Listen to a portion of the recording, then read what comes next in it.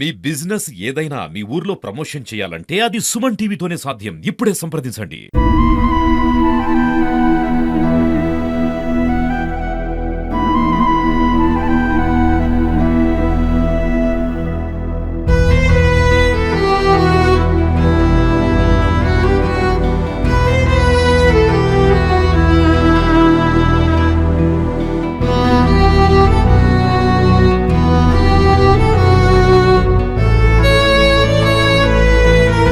నమస్తే, welcome to Suman TV. Nizamabad జిల్లాలో దారుణ ఘటన చోటు చేసుకుంది.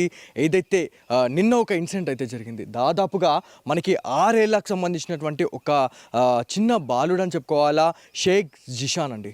సో షేక్ జిషాన్ ఇక్కడ ఈ దాబా పైన పతంగి ఎగిరేసే టైంలో ఇక్కడ మనకి దాదాపు 33 kV లైన్కి అయితే ఆ పతంగ్ అనేది తట్టుకోవడం జరిగింది, దానికి చుట్టుకపోవడం జరిగింది. సో ఇదంతా కూడా దాదాపు మనకి పట్టపగలు జరిగిందని చెప్తా ఉన్నారు. ఎవరైతే వాళ్ళ తల్లిదండ్రులు కావచ్చు, దాంతోపాటు ఇలా ఎవరైతే కుటుంబీకులు ఉన్నారో వాళ్ళంతా కూడా ఫ్రైడే రోజు చాలా ఎవరైతే మనకి ముస్లిం సోదరులకు ఫ్రైడే రోజు చాలా పవిత్రమైన రోజుగా భావిస్తూ ఉంటారు. నమాజ్లో ఉన్నాము అని చెప్పేసి వాళ్ళు చెప్తా ఉన్నారు. ఏదైతే ఆ టైంలో ఆ బాబు ఇక్కడికి ఈ పైకి రావడం జరిగింది. ఆ పతంగ్ ఎగిరేసే టైంలో దాదాపుగా మనకి పతంగ్ ఎగిరేసిండు, అంత అయిపోయింది.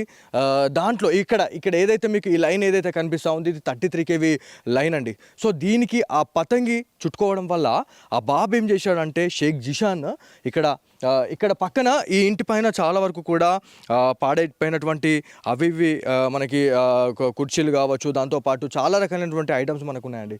ఇక్కడ నుంచి ఒక కుర్చీ తీసుకొని పోయి అక్కడ ఏదైతే ఆ అబ్బాయికి తెలియదు, చిన్న పిల్లలండి, 6 సంవత్సరాల పిల్లోడికి అది కరెంటా లేకపోతే ఏంది, అది అగ్గా ఇంకేమన్నా అని చెప్పేసి ఆ అబ్బాయికి ఎట్లా తెలుస్తుంది. సో ఆ అబ్బాయి వెళ్ళాడు. ఇగో ఈ ఏదైతే ఈ కింద డౌన్లో ఏదైతే ఉందో ఇదంతా కూడా రేకులతో వాళ్ళు నిర్మించుకున్న పరిస్థితి అయితే ఉంది. ఆ రేకుల పైన ఆ కుర్చేసుకొని ఈ 33 kV లైన్ ఏదైతే ఉందో ఆ కుర్చీ అక్కడ ఒక స్వీట్ బాక్స్ కనిపిస్తుందండి. మీరు ఒక్కసారి అబ్జర్వ్ చేయొచ్చు. అక్కడ స్వీట్ బాక్స్ అనేది ఉంది. అక్కడ ఎక్కేసి ఆ మాంజా అనేది దానికి చుట్టుకుంది. సో ఆ మాంజా అనేది చుట్టుకున్న తర్వాత ఆ బాలుడు ఏం చేశాడంటే నోటితో దాన్ని తెంపే ప్రయత్నం చేసిండు. తెంపే ప్రయత్నంలోనే ఆ 33 kV లైన్ అనేది ఒక్కసారిగా అబ్బాయిని గుంజేసుకొని అతి దారుణంగా ఆ అబ్బాయిని అయితే ఇంజూర్ అయితే చేయడం జరిగింది. మొత్తం ఒళ్ళంతా కూడా గాయాలైన అని చెప్పి తెలుస్తూ ఉంది. సో ఇదంతా కూడా ఎవరి నిర్లక్ష్యం అంటే ఖచ్చితంగా విద్యుత్ శాఖ అధికారుల నిర్లక్ష్యం అని చెప్పుకోవాలి. ఎందుకు ఈ మాట అంటున్నానంటే, ఒక్కసారి ఆలోచించండి సార్. ఇప్పుడు ఇక్కడ మనం పైకి వచ్చిన తర్వాత నేను ఈ లైన్స్ చూస్తే ఇప్పుడు ఈ దగ్గర నాకు ఒక 5 మీటర్ డిస్టెన్స్లోనే ఉంది ఇక్కడ ఈ 33 kV లైన్. అది నాకు కనిపించట్లేదు. దగ్గర దానికి వెళ్ళే వరకు కూడా అది బ్లర్ అవుతూ ఉంది. ఆ లైన్ ఎంతో దూరంగా ఉన్నట్టు కనిపిస్తూ ఉంది, కానీ చాలా దగ్గరలో ఉంది. మేము నిజంగా చెప్పాలంటే మేము ఇక్కడ మనకు చెప్పిన ఇన్ఫర్మేషన్ ఏంటంటే, ఇక్కడ బాబు అక్కడ ఎక్కేసి ఆ మాంజనైతే నోటితో తెంపే ప్రయత్నం చేసే టైంలోనే ఆ బాబుకి అయితే చాలా వరకు కూడా హెవీ ఇంజూరీ అయితే అయిపోయింది. మొత్తం బాడీ అంతా కాలిపోయిందండి. అక్కడ స్వీట్ బాక్స్ ఉంది. ఆ స్వీట్ బాక్స్ దగ్గరనే ఆ అబ్బాయి నిలబడి తెంపే ప్రయత్నంలో మొత్తం కూడా ఆ అబ్బాయిని అయితే పూర్తిగా కాల్చేసింది. మొత్తం చర్మం కూడా ఊడిపోయి కింద పడింది అని చెప్పేసి మనకు అక్కడ తెలుస్తూ ఉంది. అక్కడ మనకి కనిపిస్తూ ఉంది. అక్కడ చర్మం కూడా ఆ అబ్బాయిది చాలా చిన్న వయసు అండి, 6 సంవత్సరాల జిషాన్. తను పాపం అసలు ఆ అబ్బాయికి జరగడం అనేది చాలా వరకు బాధను రేకెత్తిస్తుంది అని చెప్పి చెప్పుకోవాలి. ఇదొక ఆలస్యమైనటువంటి వార్త అని చెప్పుకోవాలి. ఎవరికి కూడా తెలియదు ఇది.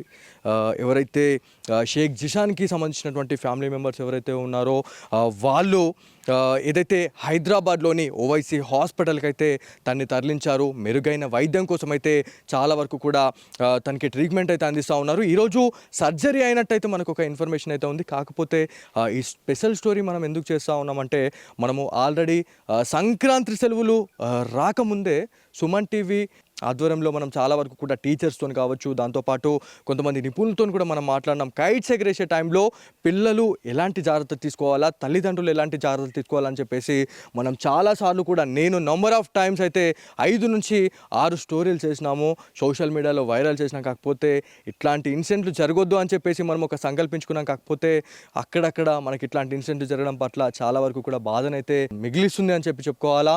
కాకపోతే ఇక్కడ ఈ లైన్స్ ఏవైతే ఉన్నాయో ఇది ఖచ్చితంగా కూడా ఒక ఇంటి నియర్ బై లొకేషన్లో మనకి ఆపోజిట్ కావచ్చు, వెనుక కావచ్చు, చుట్టుపక్కల ఏవైతే మనకి ఇండ్లు ఉన్నాయో ఈ లైన్స్ ఏవైతే ఉన్నాయో ఈ లైన్స్కి పైప్ లైన్ వేయాలండి. ఏవైతే ప్లాస్టిక్ పైప్స్ ఏవైతే ఉంటాయో వీటికి అమర్చినట్లయితే వాటిని మనం టచ్ చేసినా కూడా మనకి ఏం కాదు. కాకపోతే ఇక్కడ ఇంత నిర్లక్ష్యం చూడండి. నిజామాబాద్ జిల్లాకి సంబంధించినటువంటి ఎవరైతే విద్యుత్ శాఖ అధికారుల నిర్లక్ష్యంతో ఒక నిండు ప్రాణమైతే ఇవాళ ఎట్టుకాని పరిస్థితి అయిపోయింది. ఎంత మంచిగా ఉన్నాడు బాబు అంటే అసలు ఇవాళ ఆ అబ్బాయిని చూస్తే అసలు ఆ అబ్బాయినా అని చెప్పేసి ఇవాళ అనిపిస్తుంది. సో ఎవరిది తప్పిదం అంటే ఖచ్చితంగా విద్యుత్ శాఖ అధికారులదే తప్పిదం అని చెప్పుకోవాలి. ఎందుకంటే ఇట్లాంటి లైన్స్ ఏవైతే ఇంత 33 kV లైన్ అండి, చిన్న లైన్స్ అంటే ఇప్పుడు మనం పర్లేదు పక్కన మనము పైప్ లైన్స్ వేసుకోవచ్చు. కాకపోతే 33 లైన్స్ అవి ఇంటి మీదకించి పర్మిషన్ ఎట్లా ఇచ్చారు? సరే మరి ఈ ఇండ్లకైనా మరి వాళ్ళు ఎట్లా కట్టుకునేటప్పుడు ఈ లైన్స్ ఉన్నాయి మరి అట్లెట్లా మీరు కన్స్ట్రక్ట్ చేస్తారు అని చెప్పేసి కూడా వాళ్ళు అనలేదా? లేకపోతే వీళ్ళు ఎందుకు అడగలేదు? విద్యుత్ శాఖ అధికారులకు మా ఇంటిపైన ఇంత పెద్ద లైన్స్ ఉన్నాయి, ఒకవేళ తెగిపడితే మా ఇళ్ళన్ని దగ్ధమైతే అని చెప్పేసి కూడా ఖచ్చితంగా వాళ్ళు అనుకోవాలి. కాకపోతే ఎవరైతే ఇక్కడ స్థానికులు ఎవరైతే ఉన్నారో ఈ కుటుంబీకులతో మనం మాట్లాడితే వాళ్ళు ఒకటే చెప్తా ఉన్నారు. ఎవరైతే విద్యుత్ శాఖ అధికారులు కావచ్చు, కొంతమంది ఎమ్మెల్యేలను కూడా మేము కలిసినాము, ఇట్లా జరిగిన తర్వాత మాకు సహాయం కావాలండి అని చెప్పేసి అంటే ఇది మాతో కాదు అని చెప్పేసి అన్న. ఎంత సిగ్గుచేటు! ఏమైనా మీ ఇంటి నుంచి ఏమైనా వాళ్ళు ఏమైనా ఆశించడానికి వచ్చిర్రా? ప్రభుత్వం నుంచి ఏమైనా సహాయ సహకారాలు ఏమైనా ఉంటే మాకు సపోర్ట్గా ఉండండి అని చెప్పేసి కదా మీకు అన్నది. ఎందుకు వెళ్తారండి? ఒక ఎమ్మెల్యే దగ్గర కావచ్చు, లేకపోతే ఒక అధికారి దగ్గరికి మనం ఎందుకు వెళ్తాం చెప్పండి? ఒక చిన్న బాధ వస్తేనే మనం పోతాం. మనం ఎప్పుడు డైలీ అయితే పోము కదా. ఏమైనా మనకి ఆ పప్పన్నం తిన్నకి పోతున్నామా వాళ్ళ దగ్గరికి వెళ్ళినప్పుడు ఒక మాట అన్నారంట, ఒక ఎమ్మెల్యే గారు ఇది నాతో కాదు, నువ్వు వెళ్ళిపోయి మీరు ఇదర్సే చల్జావు అని చెప్పేసి అన్నారంట. హంసే నయోతా ఏ కామ్ హంసే నయోతా అని చెప్పేసి అన్నారంట. ఒక్కసారి ఆలోచించండి, ఏ సమాజంలో ఉన్నామండి? విద్యుత్ శాఖ అధికారులు ఖచ్చితంగా ఎవరైతే షేక్ జిషాన్కి సంబంధించిన ఫ్యామిలీ మెంబర్స్కి నష్టపరిహారం వచ్చేలాగా చేయాలి అని చెప్పేసి మా సంకల్పం. మేము ఇక్కడికి దాదాపుగా మనము 2 hours నుంచి మనం ఈ Vinayak Nagar 4th town near by లొకేషన్లో మనము జల్లడబడతా ఉన్నాం. ఎక్కడుంది ఈ అబ్బాయికి సంబంధించిన ఇల్లు? ఏ న్యూస్ ఆర్టికల్లో రాలేదండి, మనకు ఒక ఇన్ఫర్మేషన్ వచ్చిన తర్వాత ఎంతో కొంత మన వల్ల ఏమైనా వాళ్ళ ఫ్యామిలీకి ఏమైనా వాళ్ళకి లాభం అయ్యే అవకాశం ఉంటుందా, హెల్ప్ అయ్యే అవకాశం ఉంటుందా అని చెప్పేసి మనం ఇంత దూరం వచ్చినాం. కాకపోతే ఇక్కడికి వచ్చిన తర్వాత మేము ఇక్కడ నిలబడి మేము రిపోర్టింగ్ చేస్తున్నాం. మాకు నిజంగా చెప్పాలంటే ఎంతో దగ్గరలో ఉన్న ఈ పైప్ లైన్ ఎంత నిర్లక్ష్యం అండి.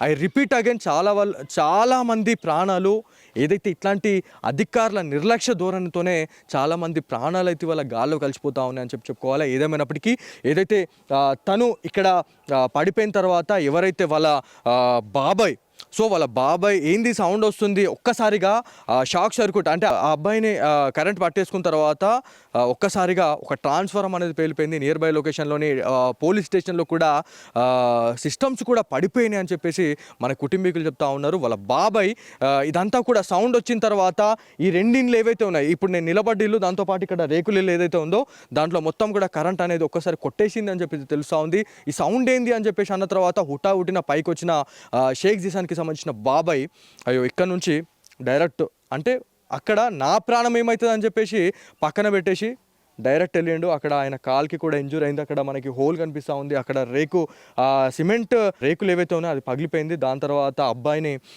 చాలా చాకచక్యంగా లాక్కోవడం జరిగింది. ఒకవేళ అక్కడ ఒక చిన్న మిస్టేక్ అయినా కూడా షేక్ జిషాన్కి సంబంధించినటువంటి బాబాయ్ కూడా ఇవాళ చాలా వరకు కూడా ఇంజూర్ అయ్యేవాడు, లేకపోతే చనిపోయేవాడు అని చెప్పేసి మనకైతే తెలుస్తూ ఉంది. ఇక్కడికి రావాల్సిన మెయిన్ మోటో ఖచ్చితంగా అప్రమత్తం చేయాలా. అధికారుల నిర్లక్ష్యం ఎంత ఉంది, ఒక నిండు ప్రాణం ఇవాళ ఎట్టుగాని పరిస్థితి అయిపోయిందండి. సో ఇట్లాంటి ఇన్సిడెంట్లు కావద్దు. మళ్ళీ ఇంకొకసారి నేను ఇంకోటి చెప్తున్నాను, ఐ రిపీట్ అగైన్, ఈ సంక్రాంతి ఏదైతే ఉంది, సంక్రాంతి సెలవుల్లో భాగంగా చాలామంది ఆల్రెడీ స్కూల్ స్టార్ట్ అయినాయి. కాకపోతే ఈ 1 month నుంచి 2 monthsలో కూడా ఇంటికి వచ్చిన తర్వాత పిల్లలు ఖచ్చితంగా డాబాలపైకి వెళ్తూ ఉంటారు. ఆ తెగిపోయిన పతంగుల కోసం వాళ్ళు పరిగెత్తుతూ ఉంటారు. దాంతోపాటు ఇట్లాంటి చెట్లకు తట్టుకొని కావచ్చు, లేకపోతే ఇట్లాంటి వైర్స్కి పతంగులు తట్టుకున్న తర్వాత వాళ్ళు విశ్వ ప్రయత్నాలు చేస్తూ ఉంటారు. వాళ్ళకి తెలియదండి, చిన్న పిల్లలండి. సో ఖచ్చితంగా తల్లిదండ్రులు మీ పిల్లల్ని మీరు కంటికి రెప్పోలా చూసుకోండి. లేకపోతే ఖచ్చితంగా మనము ఈ ఇన్సిడెంట్ అయిన తర్వాత మనం బాధపడడమే కానీ ఇంకేముండదు.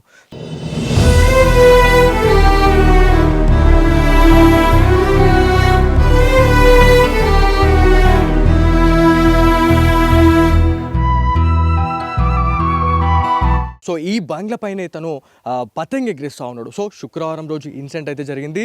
సో ఆ రోజు పతంగ్ ఎగిరేసే టైంలో ఇక్కడ నుంచి ఆయన కైట్ ఎగిరేస్తూ ఉన్నాడండి.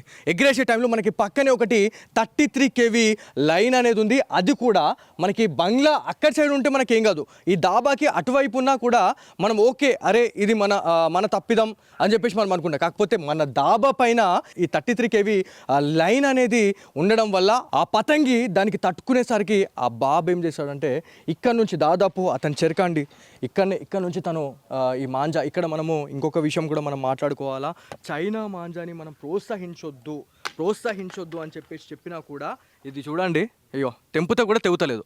మీరు ఎంత తెగించినా కూడా తెగదు. ఇది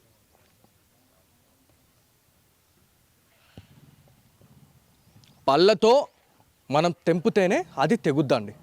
సో మనం చైనా మాంజా గురించి చాలాసార్లు చెప్పినాము.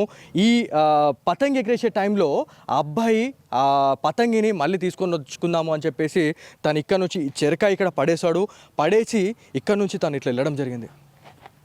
సో ఇది ఇట్లా వెళ్ళేసి పక్కనే ఈ దాబా పైన మనకి 33 kV లైన్ అనేది అయితే ఉంది. సో చిన్న బాబా అండి, దాదాపు ఇంత ఉంటాడు అబ్బాయి. తను ఏం చేశాడంటే తనకి అందకపోయేసరికి ఇక్కడ ఒక కుర్చీ ఉండే, ఈ కుర్చీ తీసుకొని వెళ్ళి అక్కడ ఆ కుర్చీ అది కింద పడిపోయింది చూడండి, ఆ కుర్చీ పైకి వేసేసుకొని ఏదైతే ఈ కేవీ లైన్ ఇది ఎంతో దూరంలో లేదండి, దాదాపు ఇక నాకు ఇంత డిస్టెన్స్లో ఉంది. ఒకవేళ మనం కొంచెం ముందుకెళ్ళినా కూడా అది మనని గుంజేసుకునే పరిస్థితి ఉంటుంది. పాపం మా అబ్బాయికి తెలియదు కరెంట్ దాన్ని ముడితే ఏమవుతుంది అని చెప్పేసి వాళ్ళ పిల్లలకి తెలియదు. పిల్లలు దేవుళ్ళతో సమానం అండి. సో వాళ్ళకి ఏం తెలియదు.